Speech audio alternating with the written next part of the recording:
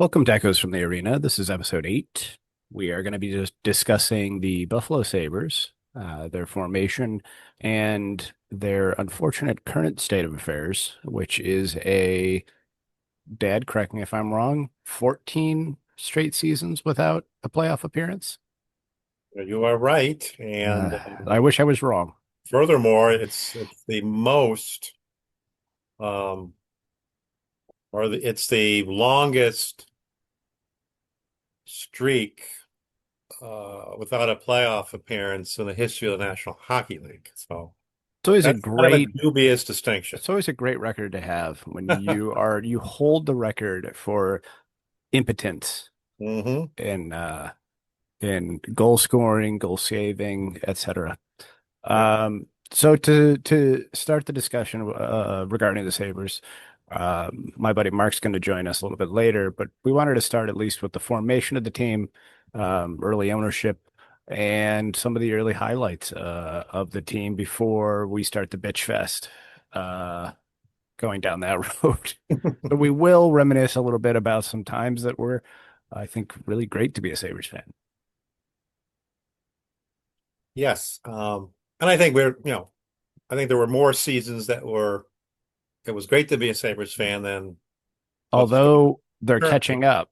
They are catching up. They are catching up. But a little history on the Buffalo Sabres. The Sabres began play in 1970. They were an expansion team, and they came in the same year as the Vancouver Vancouver Canucks. Canucks. Yep. The way they did it back in the day, a coin flip, a simple coin flip, gave the Sabres the first overall pick in that year's draft. The Sabres chose Joe Perreault, who was a cornerstone of our franchise. Hold on. Yeah.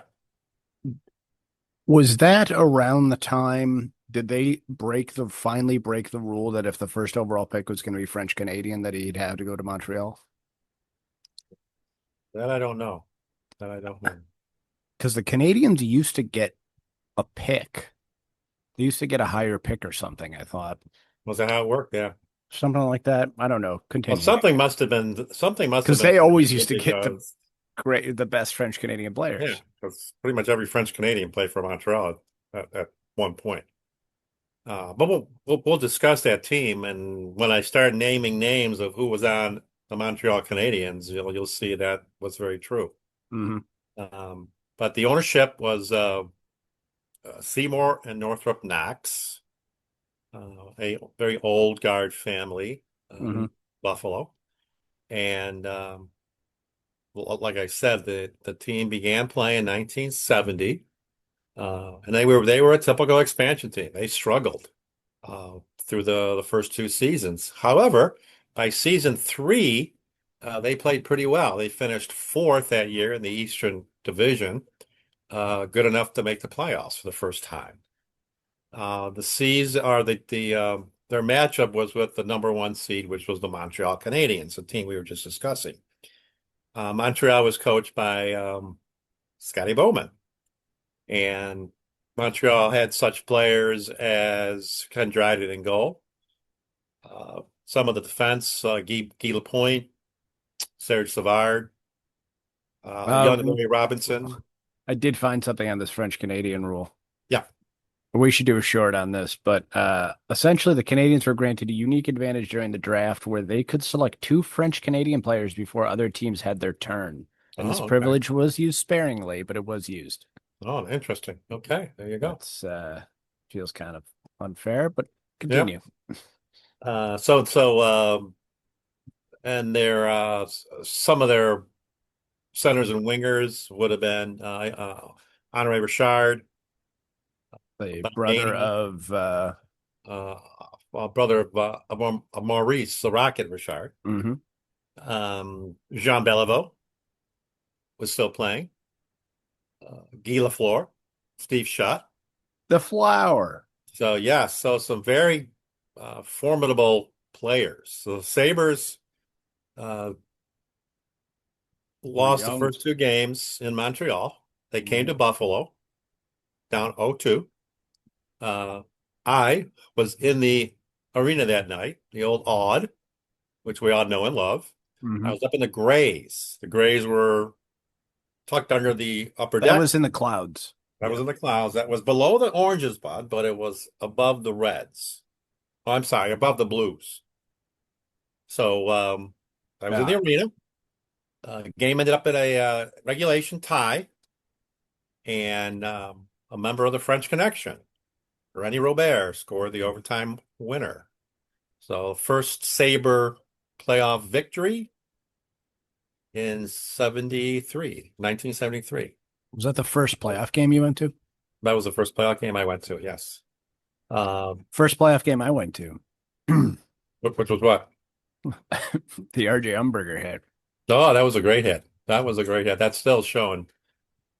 That Uh, was my first Whenever playoff they talk game. about physical hockey, that check is showing. We will talk, maybe we'll talk about it a little bit Yes. later because it does dovetail nicely with some of my Sabres memories and I believe some of Mark's because Mark was with me and he may be able to reminisce a bit about Yes. Well, the you condition want that to I do was this in one. that day. I had a horrific flu, but they ended up losing that series.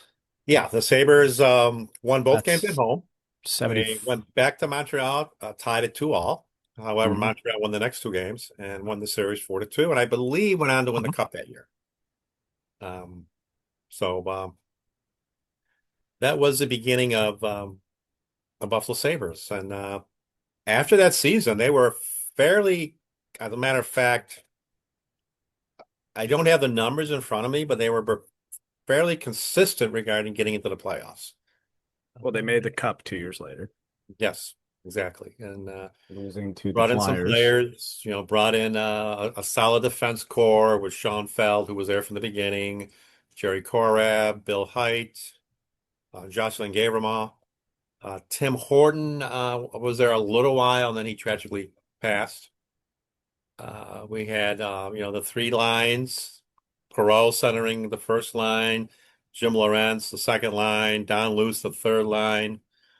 Um, a year or two later, Danny Gare, uh, who happened to, once again, I was in the arena. I had season tickets by then up in the Oranges. Danny Gare's very first shift, he scored.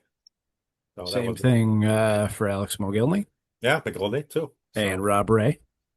I didn't know about Rob Brett. That was Rob about, Ray scored on his first shift was that his as his only goal ever one scored. of his first few goals that he ever scored in the NHL? Yeah, it's like one of like a handful of goals. Rob had other attributes. His ability to strip from the waist up. Yeah. By the way, I don't know if I ever told you this, when I was supervising student teachers from Medina College, I had a teacher placed at an elementary school up in Sterling, Ontario. And as I entered Sterling, Ontario, it was a very large sign that says, the home of Buffalo Sabres, Rob Ray. Rob Ray and his Oh, he's from very Sterling, large head. Ontario. To be honest with you, I kind of forgot where Sterling, Ontario was. Somewhere in Ontario, but I'm not sure exactly where to place it. So the Sabres enjoyed some success through the mid 70s into the late 70s and then early 80s. I want to say that didn't it 81 they had a really good team and they just for some reason couldn't get that team to the cup. Yeah, they had some good years. They had some really It was good a coaches, Lindy, it was a some team good Lindy Ruff players was came on through. actually. Yeah, exactly. Yeah. But I remember some of the coaches that came through Buffalo, and we had again a fairly consistent. We were fairly consistent as far as making the playoffs, Hmm. and yeah, that's the 75 team that you mentioned a little bit earlier. Their only curse was they had to play the Philadelphia Flyers, who were a very good team, won multiple cups, had a lot of great Hall of Famers on that team. Bernie Perrott in goal. Goons. Bobby Clark was their captain. They were the Right. Broad Street Bullies. They weren't playing hockey. I know. And then uh, the now I want you to kind of reminisce about those teams in the early 2000s that We were talking earlier today, Yeah, we were talking about some of the teams, and one team which did not make it to the Cup final might have been our best team yeah. ever. We'll discuss that after the break. Okay. But my formative year memories are of we talked quite a bit about it actually in the second episode when we talked about McGillney, where that's a big part of my childhood playing hockey. I remember playing at the odd that one intermission, which was ended up being a second intermission because somebody got put through the glass right in You front of remember who us. put him through the glass? Mike Ramsey. Yeah. Yeah. Yeah. I They just remember facing one direction and then just a bunch of glass spraying everywhere.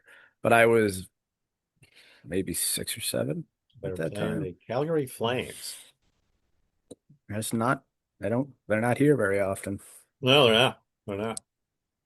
And then, those brief high-powered teams with Mogilny and LaFontaine. And then really when I more got into watching all the games, was really Hasek, seeing Hasek's Right.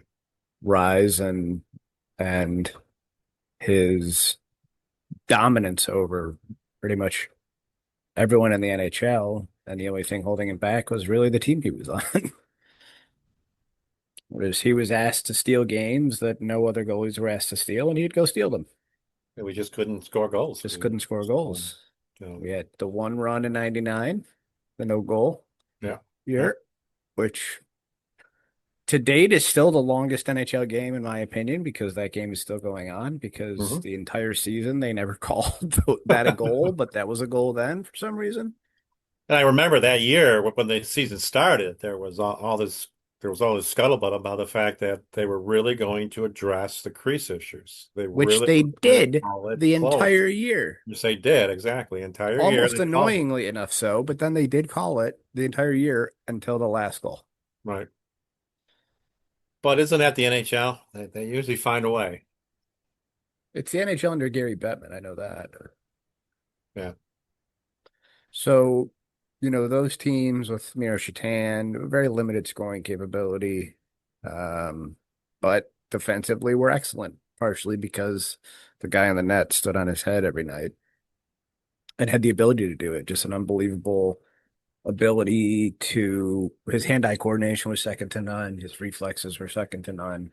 His anticipation was second to none.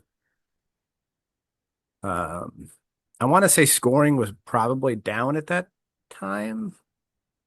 It was after 94, but it wasn't, Around the time that the goaltender's equipment was large, yeah, it was maybe starting to get the ridiculous. NHL Gar Snow reacted was to getting ridiculous. Yeah, but it wasn't yet them starting to call obstruction. So I think scoring was down, but still, I mean, if we look at Hasek's save percentages back then, we've it. talked about them, I think. Looking back, do you remember that? Okay, so there was the players' strike, In 90, and then when the Sabres did their diligence regarding some rule changes, one you just talked about, the obstruction rule, right. and the Sabres came back and they were ready to go, and they looked really good, and they took Yeah. advantage of the rules, and they were very Yeah, productive. except they changed the rules back. They Like, did, or and they I just do, stopped calling this. and they do tend to. They do tend to revert back to old behaviors once the playoffs start. Yeah. There's less of those calls. So Hmm. I'm just pulling up Dominic Hasek's career. I want to get a good look at his save percentage because the save percentage, I think, still to date is ridiculous. Do you have any other thoughts about those early Sabres teams, Dan?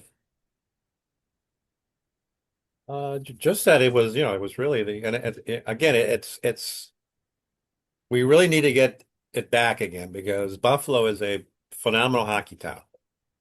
And I know Detroit's gonna probably be pissed when I say that, they're called Hockey Town USA, but when the Sabres were the talk of the town, and there were times when the Bills were down, so the Sabres they were it. They were the hot ticket, and there was nothing better than going to those games. I remember, as I said, I'm a season ticket holder up in the Oranges. I loved going to those games. They were fun to watch. The team was exciting. Buffalo being a smaller city, the fans treated the Sabres like the fans are treating the Bills now. They're like our guys. They're like family. Mhm. And it was really just a golden age of hockey in Buffalo. Those years, from the foundation, from the beginnings of the team through the early '80s, and then so a little bit of a lull, but then it came back again with the acquisition of Danny Briere, Chris For Drury, sure.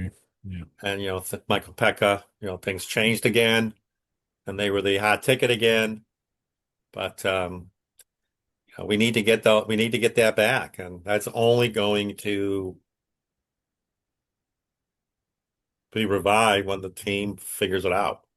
And Who knows when that will be, but maybe we'll have some hopefully Mark answers can for that shed some later. light on what's going on with the Sabres. I wouldn't count on it, but um, you want to guess how many seasons that Hashik had at least a save percentage in the teens, the nine teens?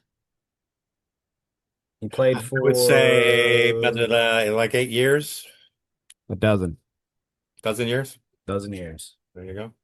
Topped out in the 98-99 year. We had a 937 save percentage. That's amazing. Amazing. That's No, he incredibly was one of a high. kind. He was Year before that, he was at you 932. don't teach him you can't coach what he did. He was just so um difficult to figure out from a shooter standpoint.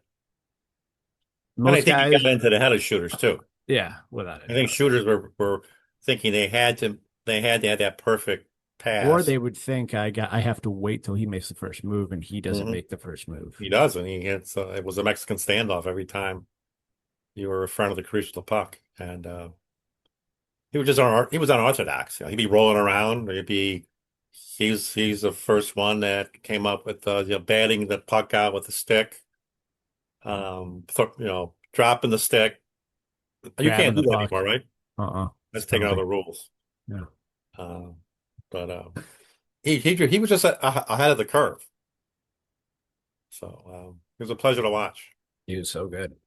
Um, And again, I think if you look at, we can also discuss, if you look at the lineage of goalies the Sabres had from that our first year, which was who was the goalie? His name escaped. Well, Roger Crozier was our goalie back in the beginning. no helmet. No helmet. Roger Crozier. And we moved on into guys that I would watch. Gary Bromley, Donnie Edwards. Um, there's another one in there that his name escapes me. But then through Tashik and Brian Miller, there was always a substantial goalie. Tom Grant Barrasso, Grant Fuhr was in there. Grant Fuhr was here for a bit. Uh, Barrasso was good and Terry then got Desjardins, traded, and that's the then name I was thinking about. I'm thinking Barrasso was here, then won cups in Pittsburgh. Exactly. But we always had that elite goaltender, which part of the problem I think we've had in the last number of seasons was We we don't don't have that now. have a goaltender. Sort of the same situation the Bills are in all those years without a quarterback, and now we got a quarterback, and the world's changed. So we need that elite goalie. Well, I think we hope that Devin Levi will turn into that, but hope is not a That's the plan. plan. Yeah, that's the plan. But hope is not a plan. So we need to have something other than that. Mhm. I'm curious as to what Mark's thoughts are going to be on the goaltending situation. Um, and in addition to that, I have a couple of questions for him that I want to ask. Just some rapid fire stuff when we get him on, Yeah. and curious about what his responses are going to be. But actually, let me ask you the same questions. Okay. I think you actually already answered this, and I didn't know that you were going to. I didn't know that even you were going to even say this. But when did you become a season ticket holder? It would have been right after they played for even though I went to some of the Stanley Cup games in '75. I was not an official season ticket holder until the '77 season. And until when? Season ticket holder until they left the building, until they moved to the where they are Oh, now. till they went to Crossroads Arena, Crossroads which is Arena was the original name, yes. now keeping So keeping the some intern, yeah, from '77 through the life of the 90. odd, I was a season ticket holder. Is it 96? Was it '96? 97? It was the late '90s, yeah, and I loved going to the games. I mean, different seasons, you didn't go to attend to all the games. So early on in the '70s, I was pretty much there every game. So that's, what was it, 41 home games? 41 home games. If they played I was 82 there games, pretty much two, three times a week. Just loved going down. Had my parking spot under the Skyway, and really enjoyed the hockey. Enjoy those teams. what was your first memory in that arena? Probably the game we were talking about earlier, the playoff game, because it was their first That's playoff game at home. 73 So it was '73. Yeah, overtime. overtime. Yeah, Rennie Robert, and then I don't know if you remember seeing well, you weren't here, but you might have heard about it or seen photos of it. The during the Stanley Cup final in '75, and I was at the game where we had the fog. Yes, I'm We familiar had the with it. The fog fog of the because the fog building game. did not have a dehumidifier. And I also remember Jim Lorentz uh, taking a bet out of the air, was flying around down at ice level, and he took it away with the stick. So a lot of funky stuff going on. Is Pete aware of that? Pardon? Oh, I don't think so. Mm. But no, it was weird because you That's really could strange. not see the skaters' Uh, feet I've in the seen fog. footage of it. It seems very odd because you don't know who has the puck. How are you supposed to save a No, shot that you don't even know I don't know there's what it stuff was someone's down on coming? the ice at ice level, It but looked bad. from my perspective, I could not see their feet, and it Right. just rolled in like coming off the lake. It was a very humid day. Weird. This would have been I think in late May, and it was very humid, very warm, and the ventilation just couldn't handle or the AC just couldn't handle um, what The it had to do. size of the arena Yeah, the or the size. humidity. Yeah, yeah, What's your that's your first memory. What's your best memory? that's a good question.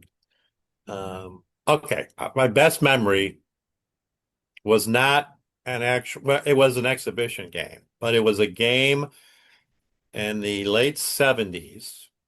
Uh, Two teams from the Soviet Union toured and played NHL Oh, I remember this. cities. I don't remember. The Not that I Red was there. Army Yeah. and the Wings team, the Soviet Wings team. The Soviet Wings team played in Florida, and or Florida, what I'm talking about.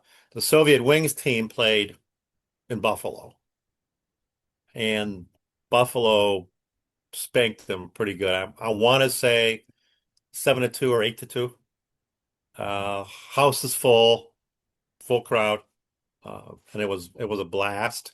The other memory I would have is in the '70s we hosted an All-Star game, and Hmm. in those days it was just one night. Everybody the schedule was curtailed for uh, you know on one night. There was a day in between. Teams got together. Buffalo hosted the game. Had numerous Sabres in the team. I do remember Rick Martin scoring a goal that night. And you had another day off, and then you played again. So there Heck was yeah. no weekend, no skills competition. It was strictly a game, and the game was more feisty in those days. It's not like it is now. Well, now it's not even. It's the three on Didn't three have card. those. They have 3-on-3. But I think the All-Star game now, when they were playing, it was simply, it's simply, let's not play defense, let's not hit anybody, which is fine. But back in the 70s, it got a little feisty. But those are my two distinctive memories. How about your worst memory? Probably losing to the Flyers in the Cup. Again, it went 4-2. Uh, but the Flyers just were a little bit better team. And they had at the time they had the goalie. They had Bernie Perron, who was at the time probably the best goalie in the league. I'm s I I'm got s- another memory. I got another memory I forgot about. And I I was got it gonna say. and I got and I this was a memory. It was a weeknight game. It was a weeknight game. Hold on, hold on. I think we need a trigger warning for this though, right? Like actually, like it was a pretty horrific Oh thing. no, it wasn't that. It Oh, wasn't it that. wasn't No, it wasn't that. that. Yeah, that one also is Pretty memorable horrible for another memory. reason. No, my night was Gotcha. mine was uh, Jim Schoenfeld, who we Oh, all know and love, mhm. and he was out on the he was on a shift. Wayne Cashman came down the boards of the Bruins with the puck. Shoney virtually put him through the boards, meaning the door where the Zamboni came out Mhm. must have been unlatched or he broke something when he hit him. They both tumbled into the hallway and were fighting behind the glass. Possibly with sparks Linesmen could flying not get there right away. if their skates were on. So that was another memorable evening. And then yes, the Clipman. I was at the your mom and I were at the game where Clint Malarchuk got cut, and that was ugly. Yeah. That was ugly. So But to the credit of the training staff, he survived that and ended up playing later that year. mhm. What we're Yep. speaking of, for those that aren't familiar, was a skate cutting the neck of the Sabres goaltender in the jugular, uh, leading to a extremely bloody and dangerous scene in which, well, frankly, Clint Malarchuk almost bled out on the ice. Yes. Yes, it cut the jugular, like you said. The good But news is it was at the quick end of the move. ice where the doctor was there, the Sabres team pushing because it was outside the locker room, that end of the ice. Hmm. They were able to get him somewhat stabilized, get him in the ambulance, get him to ECMC, I would imagine. ECMC, yes, and stop the flow of blood, which brought about changes in the equipment. I The was wearing neck guards then when I started playing. yep, I don't know that when I started playing, I don't know that the neck guard was like part of it. It was, but it was kind of like it was very flimsy and didn't offer much protection, and they got more where like they would come down to here that yeah, like they would have that neck and then come yeah, because they were down. they were just a little Just a band. strap, but anything can Yeah, easily come through and cut you right under that. but and then another dubious distinction the Sabres had that happened again, and I think you remember Yes. the It's Richard second Zednik. time it happened against the Panthers. Yeah. And I remember Yeah, the look on his face in the replay, knowing that he yeah, just got cut, hit with the skate. And yeah, yeah. then I remember him in the press conference. Was it maybe a day later or maybe later that night, even? And he had the stitches on his neck. And you could Oh yeah, see them. yeah. And it was just like right here. And I'm just like, Jesus Christ. Like, I'm surprised it doesn't happen more often. I know, I know. Guys get knocked off their There were feet. a lot of great I love reminiscing about it. There was another night. And I know the nights because it was a Sunday night, and the Montreal Canadiens were in town, and One of our top D at the time was Larry Carriere, who got into a rumble with Pierre Bouchard, who was one of Montreal's tough guys, and they actually had a dinger of a fight right at center ice. And then other fights broke out. So it was kind of a semi-brawl. Hmm. It was just a lot of great old-time hockey stories in the old barn, as we used to call it, Yep. the old pod. Great Oh, old arena. I wonder who still has some of Generation. those seats. I know they're floating around. Yeah, I don't know. I know what I do want to get, and it's unrelated to what we're talking about, but I do want to get seats. Hopefully they're selling seats from The Ralph. the Ralph, because I would like to get a couple seats. Yeah, I was But talking, we were talking earlier today and yesterday about concerts. And this is totally unrelated. And I'm sorry to take us off the beaten path just for a moment, but um, we were thinking about concerts. And with the new stadium opening, I imagine we'll probably get some pretty big shows that we wouldn't normally have gotten. sure we will. Yeah. So that'll be nice because we were thinking like, well, we wanted to see Kendrick Lamar, but I didn't, how far am I willing to drive to see him? I figured, 4 hours. But hey, if we wait, might see him in Toronto. That's 2 hours, or you might see him here. Right. Might see him in Buffalo. Mm. Yeah. Mm. Might see him in Buffalo. So, I think this will be a good time for us to take a short break, and we'll come back with our guests when we return. Okay. Sounds good. All right. 1 second. All right, and we're back with Echoes from the Arena, episode 8, and my buddy Mark is joining us. Mark, you've been a season ticket holder up until, or are you still a season ticket holder of the Sabres? It was up until 3 years ago. I called seeing if after the pandemic season, I called seeing if I could do like a 10 game package or 20 because 40 games was just getting way too expensive. And when I went to minimize, like, For the they're like, product that they were offering. yes, they were like, well, actually, but you're gonna lose some savings if you go down to like a 10 game or 20 game. And I'm like, okay, well, some savings, that's fine. So he rattled off what the cost for like 10 or 15 games was. I don't remember what it was, but it was basically like almost as much as what I would have been paying for a full season. Wow. And I just went, no, I'm good. And Yeah. the guy was like, all right, I can run your credit card. And I went, no, I'm just good. We're done here. Like I mean, I told my now wife of almost 6 years when we started dating, I couldn't wait to take her to a playoff game. We'll be together 10 years in August. And So yeah. that opportunity has not presented itself. Yeah, it just became too much for the product that my buddy who sat behind me, who we'll refer to as the doctor, he leveled with me and he was like, not having season tickets doesn't make you any less of a fan. And he's right about that. Like I just it kept being like, it'll get better. It'll get better. And Mm. Never did. it It's has not. not. Does he still have those tickets? No, he gave his up first and then he would buy like 10 games from me.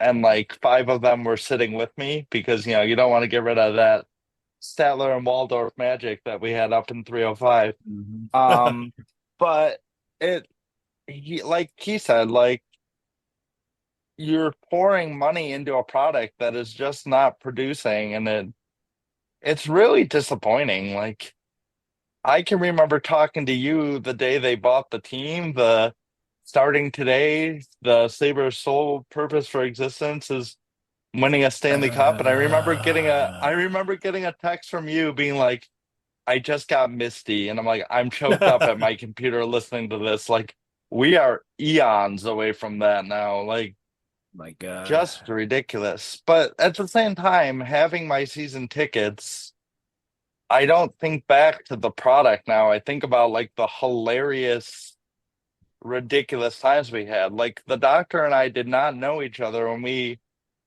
got our seats. He got his seats a week after mine, and I remember being mad that he was in the back row and I wasn't. And then also going to the arena now, why was I in the back row? That's just That like was, going up those I stairs. don't know whose idea that was. Yeah, not great. But it was the only seats you could get at that point. Yeah, But I mean, I know we neither of us have our seats, but I stood up in his wedding and he was the co-best man in mine. So like that part, like I always say the investment was worth it because of the friendships and memories we have. mm, But there's been no memories since like he bought the team. not really. So Well, we were Overpaying talking. for Erhoff. oh man, did we do you know if you go to his website, it just says exceptional human? All right, I'll accept it. When did you originally become a season ticket holder? I became a season ticket holder, so back when the games were actually affordable in 0506, I think you, me, Jeff, uh, probably Joshy, and a few others, like we ended up going to A lot of because games. they had like a value, a bronze, a silver, and a gold package Yep. for games. So like if it was like a Tuesday night against Phoenix, you You'd could get get a those decent for like $20. yeah for like $20. So we ended up going to quite a few games, and then because we'd been to some, I my dad convinced me to get a mini pack halfway through the season, and because I had a mini pack, is that bug on my screen or yeah, it was weird. Um, You're outside. but yeah, I know elements. Because I had the mini pack, I got playoff access. So then we ended up going to a bunch of playoff games. And my dad called me before the third round because I was trying to get tickets to the Carolina round. And he's like, why don't you just get season tickets? They're giving you the season ticket cost for the playoffs or you were getting like the season ticket cost if you signed up for you got the playoff tickets at the season ticket cost if you signed up for seasons. And I remember I was like, they told me that was only for the first two rounds. And my dad was like, well, you're really enjoying it. Go for it. Like my dad basically financed or helped me finance like the payment. And then we all had to pay him back. And I can remember being on hold for like an hour listening to What's Left of Me by Nick Lachey. Like I can hear the song playing repeatedly in my head, followed by RJ, followed by RJ highlights. Um, so yeah, I mean, but yeah, then like 06, 07, obviously a fun year, but not as fun because they had too much, I would say there was too much hype around the team. Um, I mean, the uniforms were awesome, but you know, um, and then from there, like, yeah, had a few down years, then you had a few playoff years, but it just eventually, like I said, became too much. But I probably, with the money I spent in that arena, could have my student loans paid off by now. Oh, that's So nice to Yeah. know that you're still yeah, paying at a higher yeah, interest rate than you would have to. yeah, In your probably. time as a season ticket holder, what's your best memory in the arena? Um, I know there's a lot of answers here that I you could mean, go to. pre-season ticket holder, Well, yeah, 05, we'll say mini pack and on. What was so like your 05, 05, 06, like we were at that Philly game where Umberger gets blown up. You do had the you flu. I had this I was so I couldn't I would say I couldn't have been sicker, but I've only been sicker one other time in my Yes. life. And I Um, was shaking. yes. And I remember turning to say something to Amy, who was sitting next to me, Uh-huh. and that's when Danny potted the goal. So like I can't guarantee I actually saw that goal, but I like did, but like I know I did, but I remember like the arm going up for the penalty and being like, "Oh, there's a penalty being called here," and then Uh-huh. like the eruption. Um, so I definitely, I now that I think about it, I saw Danny's goal. It was the Umberger hit that I don't remember because we were almost in the corner, and I remember like everyone erupting and be like, "What happened?" Like, I remember seeing it develop. yeah, And I know this because the I left, was probably talking. you were probably talking because that's the thing you're good at. Uh, the left wing wiped out. Hmm. Their left wing wiped out breaking out of the zone. So Campbell didn't have to worry about another forward further up ice, I think. Right, right. And he had the Hmm. opportunity to step up there. And I feel like you could hear the air leave his lungs Yeah, at that point. And then it turned into all of a sudden it looked like a Donnybrook was going to break out. yes, because in today's NHL, if anyone gets hit, we have to We fight. have to fight. We Yes, have to yes. fight. We have to We have respect to our honor. we have to Defend our defend their honor. honor. So that's like obviously Because, great RJ memory. Umberger collapsed into a fainting couch after that. Yes. He had the You know, vapors. It's funny his because two of the just to add some history to this whole thing, two of the probably most vicious physical hits in sport happened in Buffalo. It was the Umberger hit, and Marky, I don't know if your dad told you about this. Your dad might remember it, but the Hank Stratton hit. 64 championship game, AFL. Yeah, Oh yeah, Mike Stratton. Yeah. Mike Mike Stratton. Stratton basically cutting Keith Lincoln in half. My dad was at that game. Yeah, so was I. So was I. And So yeah, I remember what Matt just said. The air, you could hear the air go out of him. I thought he was but dead. I was only 11 yeah, years old. So it wasn't like he was down a long time. The Umberger one for us. I remember we were all sitting there after they broke him up, and he was still on the ice. And I just remember you leaning over the two people between us, and we were like, he might be dead. He might be Like dead. he's not moving. But like my ironically, like favorite memory of that season has nothing to do with hockey. We're in the arena. It was versus Dallas. It was me, you, and Jeff. 20, I think the tickets were $18 because of the value game.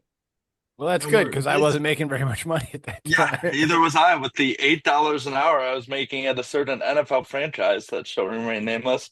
But They wouldn't I happen to have a logo over your left shoulder. it's possible. But so and yours. But you and we're sitting there and this guy orders three three or four beers and the the the concession guy goes, all right, that'll be 15.50, which for three beers in the arena for 15.50 now is incredible.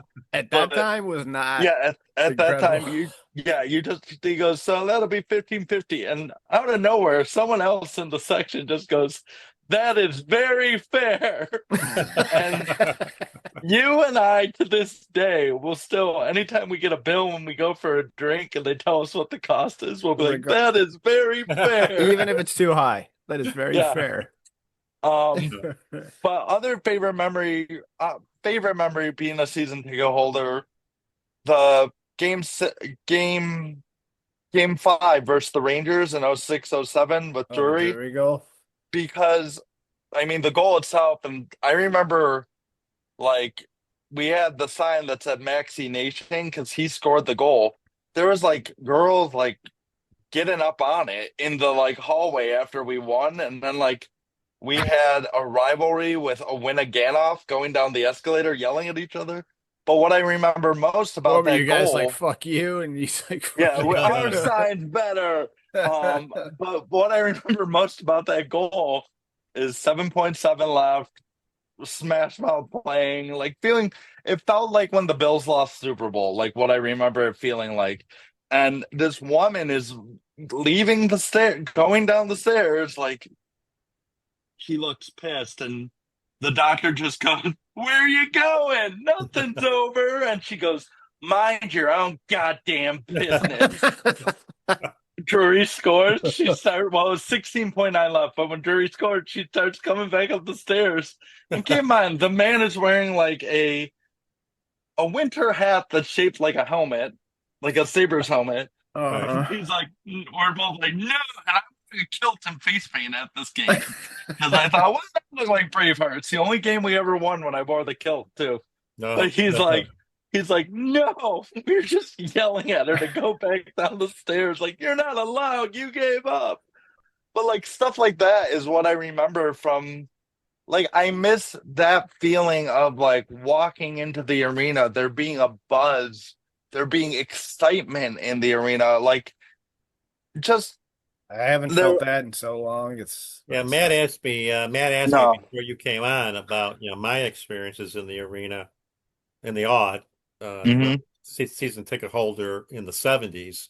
And he asked me about, I forget the question. Matt, you asked me, Matt, the exact question, but about what it was like being around the team at that time. And I couldn't come up with the best answer, but you hit it on the head. There's a buzz. There was a buzz in the city in the Hmm. 70s, after that cup, after our cup appearance against the Flyers in 75, and that whole team, that whole era, and that same buzz was evident, obviously, in the 90s there. I feel Or like in the that. 2000s. I'm sorry. I feel like But it that was just, yeah, that buzz. It's like when in the arena now. It's like when you walk in the door. It's just like an energy, yeah, yeah. and that I, energy ain't there I right don't, now. I haven't been to a game since I went last year, I for a think. I long time. think we won. I have no idea.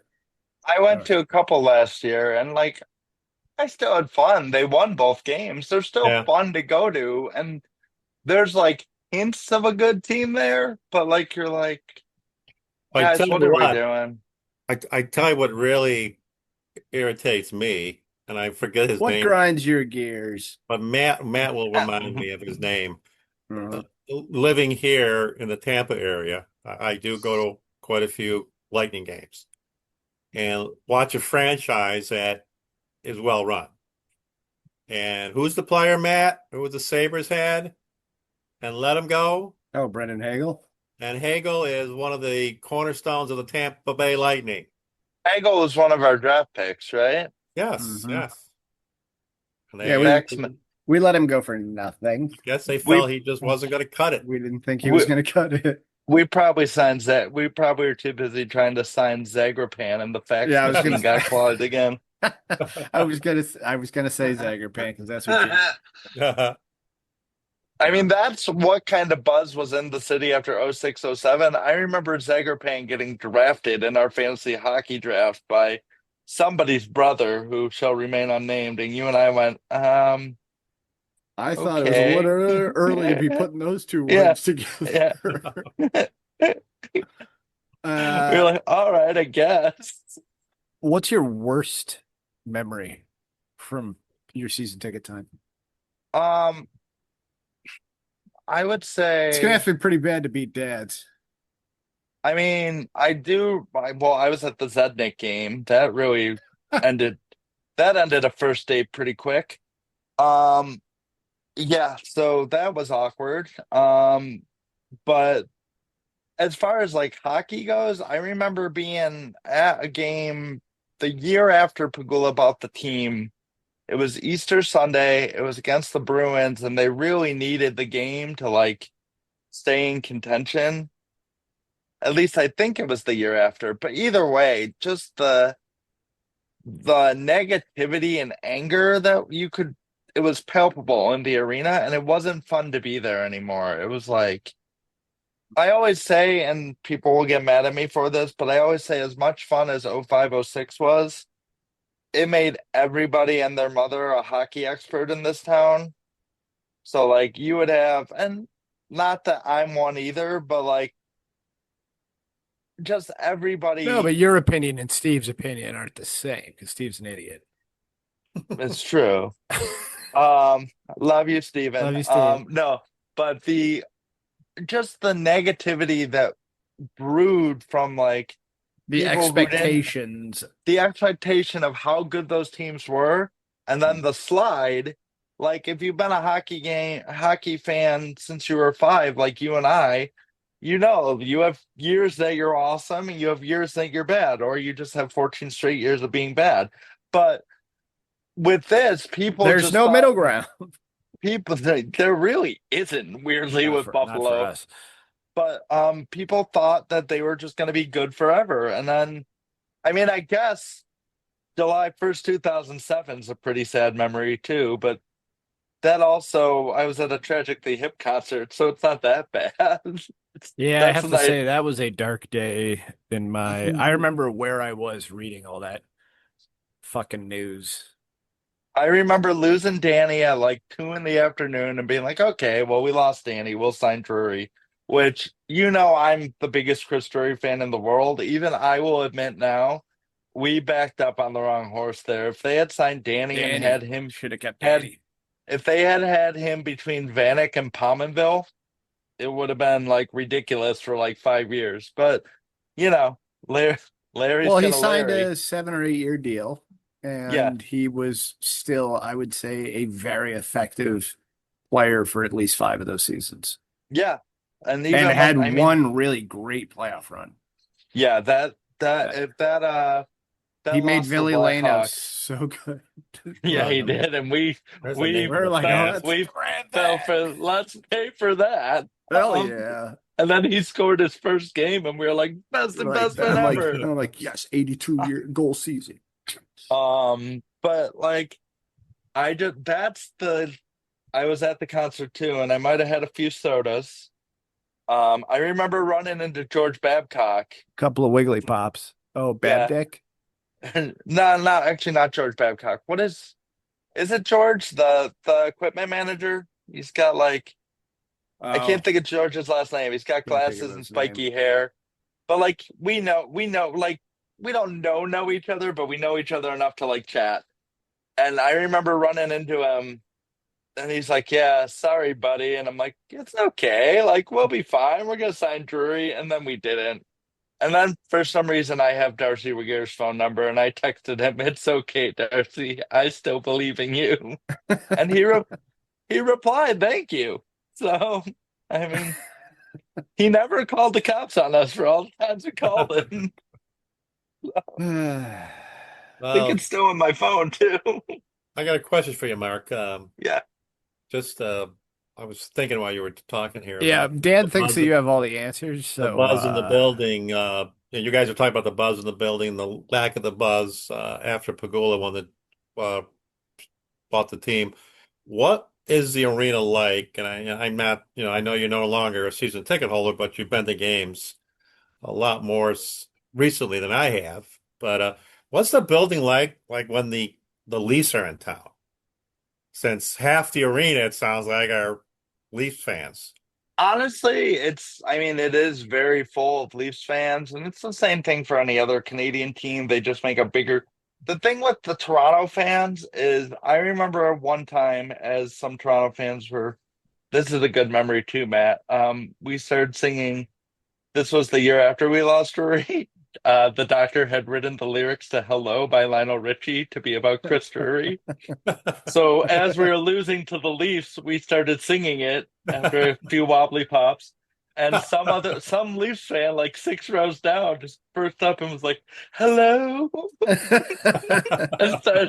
he was like, "Oh man, we are looking he for. was like, you guys are Sabres fans," and I was like, "Yes, Polino brought us together." Um, it's hard when you go. People say it's embarrassing. It is to a point, but like a lot of the Leafs fans, I talk to people from Toronto, the people who are at those games, it's Yeah, because the cost in Toronto, they price everybody out so bad that those are people from like the suburbs who are just yeah, happy to. Be I able to mean, go it's to a game. it's really bad that our arena is full of them, but at the same time, I get it. Like Yeah. it's expensive to go to a game. Like if you have the chance to come down here and you're an hour away. But yeah, right, it's like right. you're at an away game. It's Okay. not it's fun when they start losing.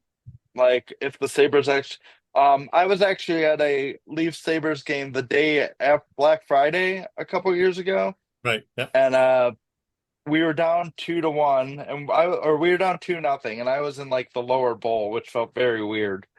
And this Leafs fan with his polo shirt on popped collar underneath his Leafs jersey. He might have been Caleb, I don't know. Might have been Caleb. Yeah, but he's like after the second goal, he's like, "Oh, that's how you do it. That is what a goal scorer's goal is." So the Sabres came back, And so every time we'd score, we'd be like, "That's how you do it." That's how Just you do so when they lost the exit, like I think we ended up winning 4-2. So they hit the empty netter to make it Right. 4-2, and the exodus started. And I'm giving a couple waves and bye bye, enjoy your ride it. back. Enjoy your And two-hour ride. an old lady plants her feet like she's about to do like about to squat like 300 pounds, and just boom, double barrels me. And my buddy goes, "He's disabled." Like, he just goes, "That was the greatest thing I've ever seen in my life." So the rivalry is still there, but Right. I don't know if you guys agree with this. I've never seen Toronto as a rivalry. I just haven't. Like, I know it's because of the proximity, but like Yeah. when I think rivalry, I think Boston, I think Philly. Yeah. No, Like those I've are never really, yeah, I've never seen a, I don't, yeah, I don't see it as a Problem is rivalry either. we both haven't been good at the same time. Yeah. no, we've only in my memory, we've only played each other in the playoffs the one time. At one time, and we smoked When them. our We beat them when pretty good. our when our now GM got the bejesus beat out of him by Eric Rasmussen in the net. Oh yeah, then we had to see his sister the next day at school and be Yeah, like, and we "Sorry that your brother got his ass kicked on national well, television." I remember well after they beat us in game two, I think she came in talking big, so I Like don't think high I on her felt horse, so I we don't had think to I knock felt her as down a bad. few. Yeah, we were like, "Hey, remember your brother was in the net getting the crap beat out of him?" That's a Sabres first round pick that didn't pan out really. No, no. That's on a list of them. Yeah. I want to shift us before we take all of our time up. I want to shift us to the current state of the Sabres, which Hmm. I would say is not stellar. It's not good. It's not good. Um, it's funny. I wrote I wrote in my show notes what the questions that I was going to ask. So I'm like, okay, when did you become a season ticket holder? Until when? Your first Sabres memory, your best memory, your worst memory. What the fuck are they doing? And then I went down two lines, but no, really, what are they doing? So let's assume that the people that are listening to this have an idea of what's going on with the Sabres. And Mark, why don't you give us your just a quick synopsis of what you think's going on over at I honestly, at this point, Matt, can you guys still hear me? Because it looked like Yep. I I froze. Can we? yeah, yep, I can hear Okay. you. We can hear you. I really don't know because it's gotten to the point where I religiously like I didn't miss a game. I'd watch every single game. Uh-huh. To I haven't watched a game. I haven't watched a full game unless I'm at a game. Like because I'll turn it on and be like, "Oh, they're doing pretty good," and then they'll give up 4 goals. Every time Um, I turn it on, I see shit. I there's some good pieces there, but I just don't understand. Um, you know what? I don't know what Kevin Adams has on that organization or who he's wooed, if you will. Um, with Uh-huh. sweet nothings and a nice mix CD, but like he, I will give him this. He not all of his trades have been terrible. Like I don't hate all his trading moves. His signings are where I'm like, but that's how Darcy was too. Darcy, I thought would do, but Darcy was handcuffed. Well, I guess Adams is somewhat handcuffed now too. But same time, like I wanted to throw the boat at Mitch Marner. I didn't care. I'm like, make the splash, but I Yeah. knew it Yeah. wasn't going to happen.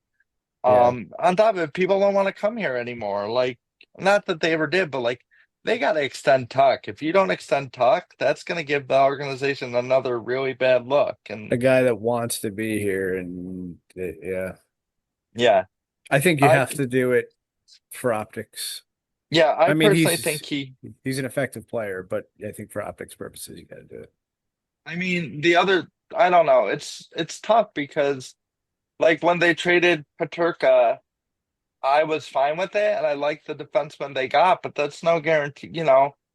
The optics of it are, oh, you gave up on another young goal scorer, and but in reality, he didn't want to be here. Like there isn't. a vibe of like it's gone from wow, look at all this cool stuff we're doing, building the Harbor Center, having the combine here, Hmm. have we had the draft here at one point. I literally had to sit through the whole round because we brought Steve's brother who wouldn't let us leave. Um, we were like, Chris, our pick was like 10 ago. Can we go? And he's like, no, we got to stay. Um, but like that was a cool feeling. Like at that point, the year after we got, Curly had to fuck Jack Eichel, excuse my language, but he still had a vibe that we were gonna turn it around. And it's just um there's this is a weird analogy, but have you seen the movie Jarhead? I have, yes. At the very end of it, he says we're still lost in the desert. And that's kind of how it feels. Like A good comparison, yeah. you've lost, like, for You and instance, I the used to watch games religiously. We used to watch games yes, together, and now I don't watch games. yes, I don't watch, like, I'll keep tabs, obviously. I still I play was fan. keeping tabs up until the 14 game losing streak. Then I decided I Yeah. don't know, I'll just use the bathroom or something.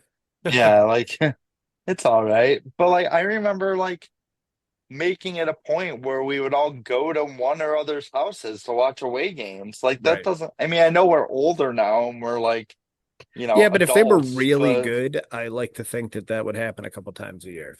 oh yeah, definitely, and then but it just doesn't now. And it's sad that you had a fandom that would have, I mean, look at you had a season ticket holder waiting list of 12,000 people.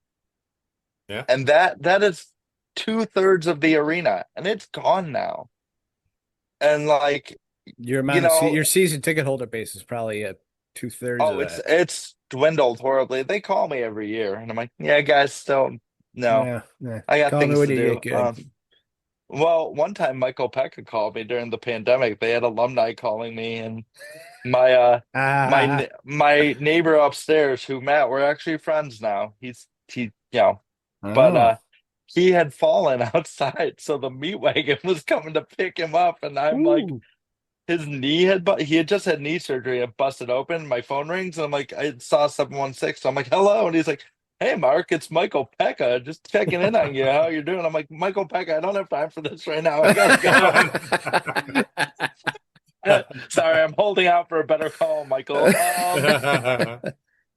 But like it's sad because it was such, like it's weird. I guess when we were kids, like the Bills and the Sabres were, I know the Sabres were perennial first round losers, but they're also a perennial playoff team. Like Yeah, we, the yeah, we Bills talked and about the, that, yeah. yeah, the Bills and Sabres were good at the same time, and we haven't seen that in 30 years. So like it's tough. And like I can remember when I worked for the Bills getting phone calls of people being like, "When are you going to be good like the Sabres?" And I'm like, "Well, it's two different sports, but So the um answer is I don't know, sir. we're Please stop we're yelling and finish your burrito. I can't send you more game day programs. I'm sorry, Mr. Matuziak. But Another but another it's question for you. just yeah. Another question for you, Mark. That Matt and I were talking earlier, and we're not sure the answer. Uh, do you know what the actual job description of Eric Stahl is and why he was brought in? Um I want to say it's assistant GM or like assistant to the regional manager. I don't really know. Yeah, Um, we I didn't know mean, And either. that's what we're talking about. We don't really know apparently, what's going yeah. on. Maybe Uh, he needs the health insurance. the vibe, it could be. I heard It's for that's the not very good benefits. though. No. The vibe I get from it is they brought him in, um, because he's still not removed far enough where he still knows players in the league. He still Okay. knows like different, he's still got his where uh Kevin very much is Principal Skinner being like, am I so out of touch? No, Right. it's the children's fault. So I think that's why he was brought in, and obviously, I mean, I guess it's good PR, but I even saw today there. I don't know how reliable Die by the Blade is, but somebody said that Shanahan called offering to be the president of hockey ops and was told Okay. no. Okay. But I really don't know if that would Eh, be beneficial. He wasn't very good at it in No, Toronto. he wasn't. no, So, it And wasn't.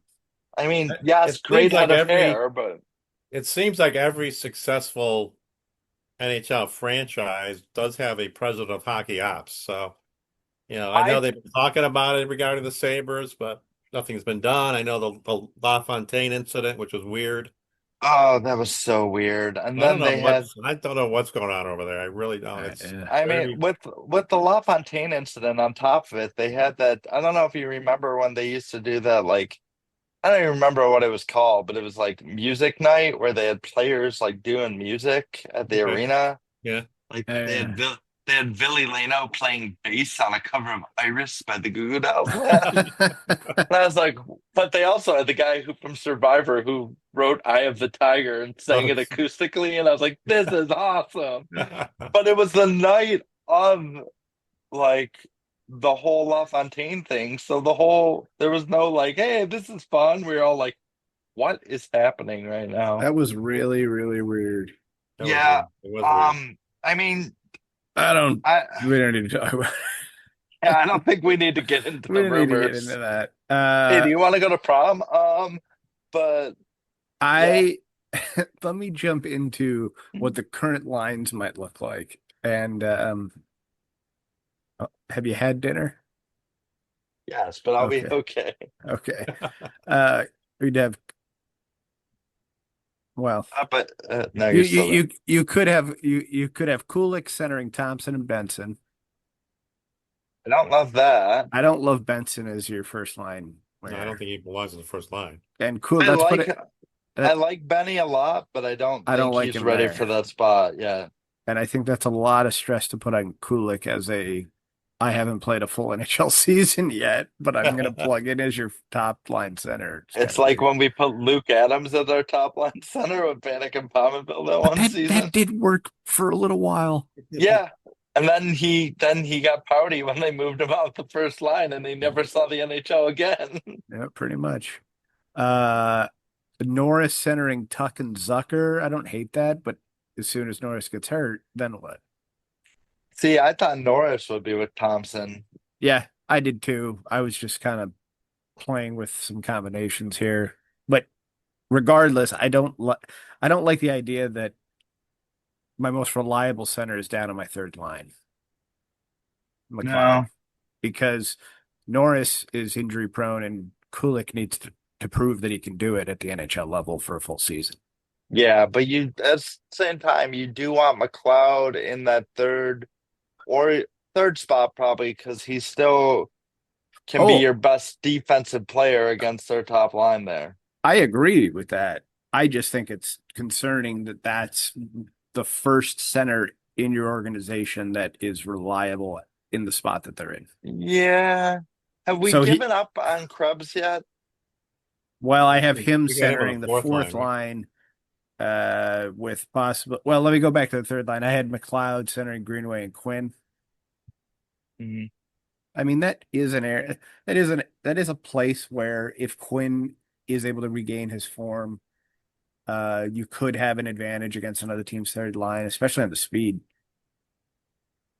Yeah, McLeod I and mean, Quinn it, both very quick. mhm. Quinn, I was ready to move on from him. I was surprised they re-signed him. Krebs, I secretly still like just because something about someone who's smiling and laughing as they're getting punched in the face. I was really on Yeah, board with that I attitude. I was like, okay, you're a bit of a psychopath. I like this. It just tells me that you care, and I Yeah. don't see a lot of that sometimes. So I had him between what Winston and maybe Doan's kid. I I think that Doan pickup is gonna be the surprise, like, okay, this was a really nice like Sweetener. throw in, yeah. Because What was his background? Was he national development team? I think Yeah, so. And apparently he forechecks like nobody we have. So I well, mean that doesn't it take much. doesn't I say a forecheck lot. better, but Yeah, he's supposed to be real feisty, like great forechecker, great defensive players. Like honestly sounds a lot like his dad. Plus we can make, don't zone jokes, so I like that's right. that. And then as far as the defensive pairings, I don't hate them. Darlene Byram, Power, Kesselrig. I'm not thrilled with the third line as possibly Samuelson, maybe Ryan Johnson. I know they have another journeyman in there somewhere. I Uh, like that. I want one more. I wanted one more defenseman, and well, you got one, well, sounds like. I think they're gonna trade Bobo Cop, but If they I trade him, they need goal scoring. Who's the guy well, we picked? Who's the guy we picked up from Pittsburgh? I Some That guy, defenseman. just some guy. Okay. I mean he's He's a still guy. probably better than Connor Clifton, but again we can't. It takes away the fun of making Tony Clifton jokes, which Didn't we'll Clifton go get over. traded? Yeah, he was part of the Pittsburgh trade, but the doctor and I just kept making Andy Kaufman, Tony Clifton jokes every time he was on the ice. So, yeah, there's drawbacks.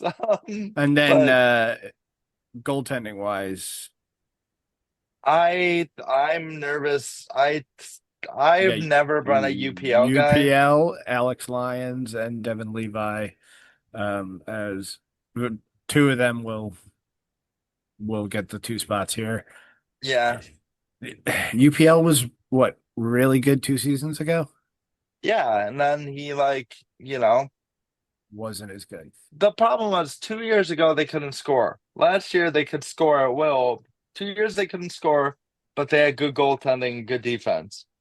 Last year they could score, had no goaltending, and no defense. Like, but it's the same thing with the last Donnie Meatballs year. They could score like crazy. They just Hmm. couldn't stop anything. Like, I don't know. It's just all Which frustrating.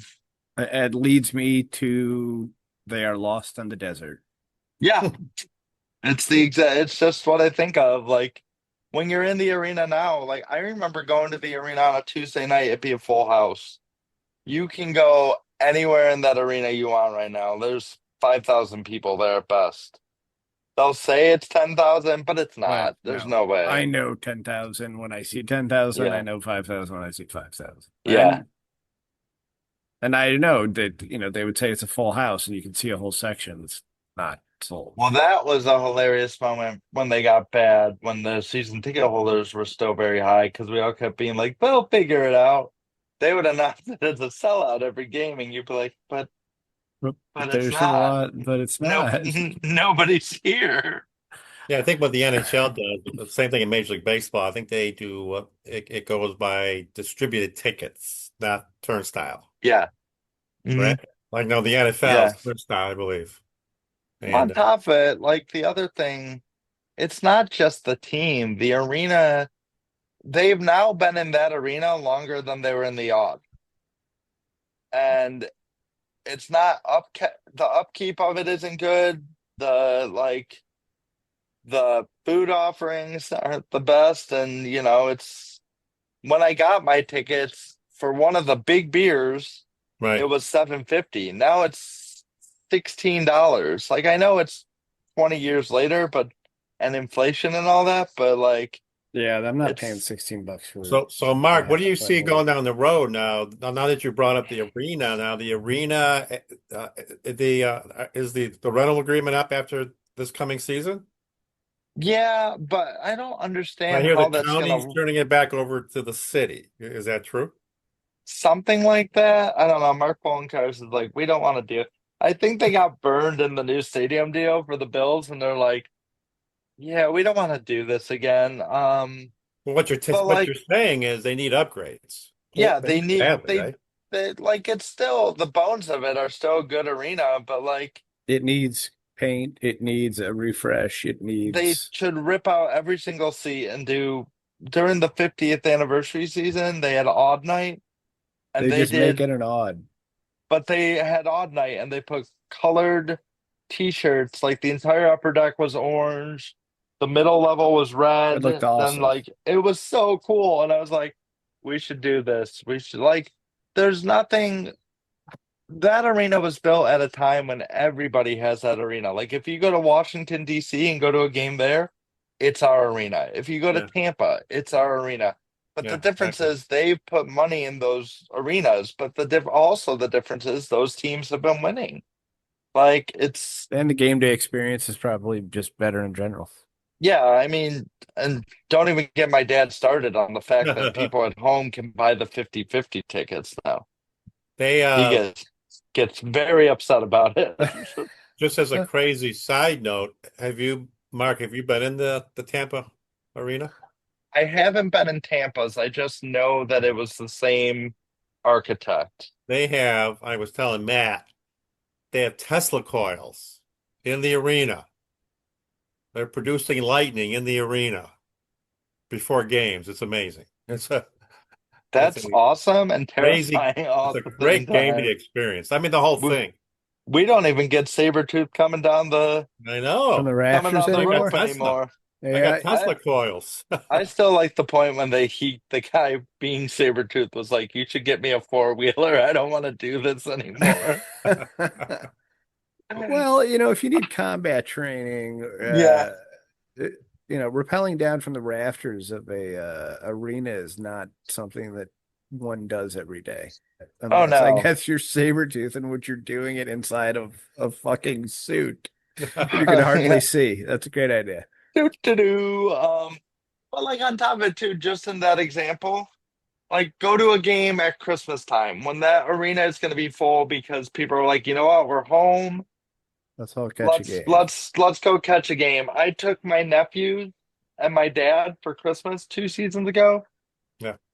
It was an awesome experience. They won in overtime, but in general, the arena being full and people having fun, it makes the game day experience that much better. Like, Winning is you fun. know, winning is a good time. Winning's a good time. Well, that's what made that 05-06 season so much fun because It was no unexpected. nobody expected that team to be good. They were like, "Oh my God, they lost Alec Zitnik and Miro Shatan." I remember going to the home opener against the Islanders in the first game. I think they won like 10-7. And I was like, all right, goaltending wasn't great, but that was awesome. Like, That team so could put the puck in the net. yeah. And just it's winning changes everything. Like, look at the Bills right now. Yeah. I still have season tickets with the Bills, but I remember you couldn't give those seats away, and I have the best seats in the house if you're not in the club level. Hmm. And like now, people are calling me, "Oh, did you sell this game yet? Oh, can I go to this game?" Da da da. Like, and you know, people. That's the other thing. People are claiming, "Oh, I was there the entire drought." Da da da. And you're like, "Yeah, sure, you're a buddy," but you No. know, um, fan, I know which of us was there and which of us wasn't. yeah. I can remember sitting in some of those rainy games being like, I, because that built in Buffalo has been doing like 68 days or this many days till the season and stuff. Hmm. And they did something, and it was a Fitzpatrick to Donald Jones TD to the Patriots. And like the Oh, crowd I is think I going remember crazy. that. The crowd's going crazy because we go up 21-10. We lost the game 56-21. It got bad real fast. But like those are the games I remember of the drought. But I turned on a dime. I'd be remiss if I didn't. There are two things that I wanted to ask you. Now that I've discussed what the lines are and you know the situation with the team, uh, X needs to happen for this team as it's currently made up to make the playoffs. honestly, kind of like that 05-06 team. You just need some guys who are going to surprise you. Like we've been talking about how talented this pipeline is for how many years. And we just Like don't that. see it. That's what made that. Oh, people talk. I mean, yes, you had Chris Drury and Daniel Briere. Obviously, but at the time, Drury's career was vanishing in Calgary. Briere was traded for Chris Gratton. That can't be good. Yep. So but you had a bunch of like guys who played together in Rochester who knew each other's style. That's what made that team good. Like you had the right amount of vets.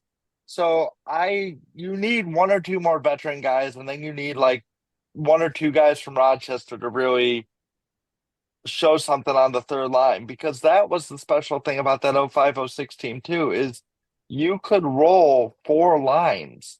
You had four lines that could score. Even Gostad and Mayer. Would I mean, pot a goal. they had to pick who they were putting on as the third guy. I remember like a Finneganoff was on that line one night. I was like, well, that makes no sense. No. But it was better than putting Andrew Peters out there.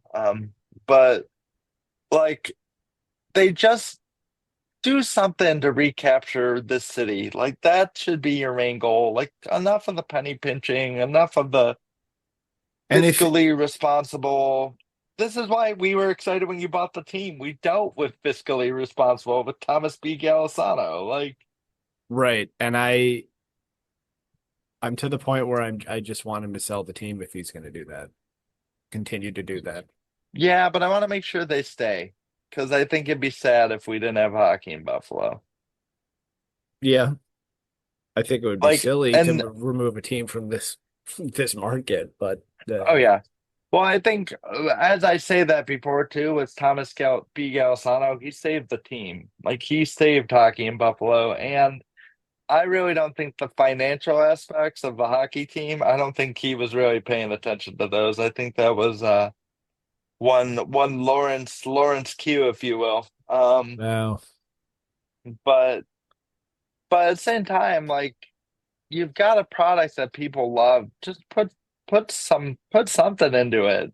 Put some honesty into it. And I don't understand why Kevin Adams is still here. Like I I don't wanna either. give him the benefit of the Now, doubt, I but then I what he can't. hasn't earned it. No. You have to earn that sort of thing. But Dad and I sometimes were when talking. We Dad and I have been talking about it. I'm Well, sorry, you're over there. what really fried my butt was when he made the comment about the palm trees and The the tax fucking palm situation. trees. I would that have, was a if I was the owner, I might have You're said that going. this is it. You're done because yeah. that was, You don't. maybe it's somewhat true, but you can't You don't admit it. vocalize it. Yeah, you Again, behind closed doors. not to keep relating everything to Simpsons, but often I think of the line of Bart, Bart saying to Chalmers, "Come on, you fired Skinner for less than this." And he goes, "Yeah, but Skinner really bugged me." Like, and I feel like that's how he feels about Bots and Murray, and I mean that's a whole nother story there. Tim Yeah, Murray yeah. gave away first round picks like they were delicious candy, like they were sugar babies. Well, Dan So Heyer, he was, he's basically a scout. That's all he is. He's a Ooh. glorified scout. I think he got the job because of yeah, who Who his his uncle and uncle father is. were. apparently I've chain heard, smoked like nobody's and I business. don't know if you, I don't know, Mark, if you've heard it, or Maddie, if you heard it, but I heard that the bottle of hire that Pagula got pressure from the NHL to hire this guy. But he was the next guy. The fact that he just turned out to be a dud, like we just Well, got I know he unlucky built because there. I know. he was the next guy to get hired in the NHL. Like he Okay. was known at like it, in my opinion, it was just in hockey circles like, okay, you've got this guy who's with the Penguins and he's ready for an NHL job. And we needed an NHL GM. And at that time, Housley was coming off of a really hot World Juniors. The Housley hire, I was 100% behind. What I don't that I know happened at the same what time. happened. Those I happened in don't the know what same happened. off I don't season. know. I I Both don't of was know the how ex he could have screwed it up the way he did. And I was excited about Ralph Kruger, but that's because that guy was really good. He was the guy at a party who he's talking about stuff and you don't understand what he's saying, but it sounds smart, so you're on board with it. I'm afraid he might be a cult leader. Yeah, it's very possible. Um, We go so to malls on Tuesdays. yeah. So to answer my own question, the only thing that I think gets this team to the playoffs is if one of those goaltenders is really hot all year. I would Like agree if with one of that. these guys steps up, because even if Kulik takes the step and is a first line center, if you don't have goaltending, it won't fucking matter. Yeah, that is true. But if you have goaltending and you catch another break somewhere, or there's a signing out there that we're completely unaware of, or a trade, after Byram has his arbitration hearing, That whole situation's very that's confusing to me too. very odd. I don't know. It seems like we're rinky dink, and I hate that feeling. So, Yeah, you know, Dad, do you have anything yeah. else to say about the Sabres? The Or do you think we've Sabres, beaten it to death I would tonight? just to piggyback what you said about the goaltending. I totally agree with you. You always build a club from the goaltender out, but I think we need to also play much better defense. And but like you said, the goaltender is critical. Also, when you factor in that the goaltender is your best penalty killer, we do need goaltending, and I don't know if that's who we Well, have to fit the bill. it'll make your special teams better, and that's Well, one yeah, of the yeah, areas last year I think they were horrible. And yeah, with they they were, they they were were, they to quote Joe Namath, they were struggling. They were they were. struggling. I think we have probably exhausted our time as far as the Sabres are concerned, at least on this episode. Mark, thank you for joining us. Thank you for Uh, having me, guys. It Thank was you, fun. Mark. It's good to uh, catch up with both of you. yeah. Great seeing you. Yes. So for Mark and Dad, I am Matt, and we are signing off for this time, and we'll see you next time on Echoes from the Arena.